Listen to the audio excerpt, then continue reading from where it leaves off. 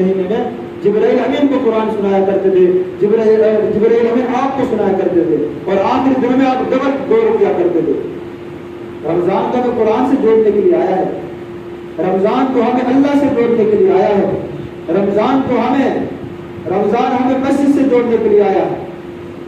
میرے دوستو، رمضان میں اپنے اللہ سے تعلق بنا لے۔ علماء نے لکھا ہے جس کا رمضان اچھا اس کا پورا سال اچھا، جس کا رمضان خراب پورا سال اس کا خراب۔ اللہ سے اتنا تعلق بنائے کہ رمضان چلا جائے آپ سے نماز نہ جائے، رمضان چلا جائے قرآن کی تلاوت نہ جائے۔ اپنے ضمیروں سے پوچھ کے دیکھنا کہ ایسا ساتھی ہے جس کا نیٹ بیٹھ ہو گیا، آج نہ میں نے برسات مجھے ٹائم نہیں ملا تھا، نہ فیس بک چلائی، نہ واٹس ایپ چلائی، نہ میں نے سوشل میڈیا کچھ استعمال نہیں کیا۔ ایک ساتھی مجھے بتا دے کہ اس کے پاس نیٹ کا پیکج بھی موجود تھا، وقت بھی تھا، پھر بھی اس نے واٹس ایپ کو یوز نہیں کیا اور فیس بک کو استعمال نہیں کیا۔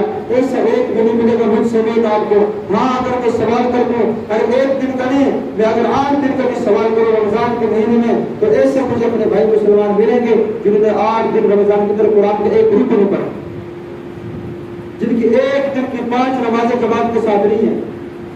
اور شکوہ کس چیز کا کرتے ہیں کہ ڈاکٹر صاحب پریشان بہت زیادہ رہتا ہوں، میرا کسی نے کچھ کر رکھا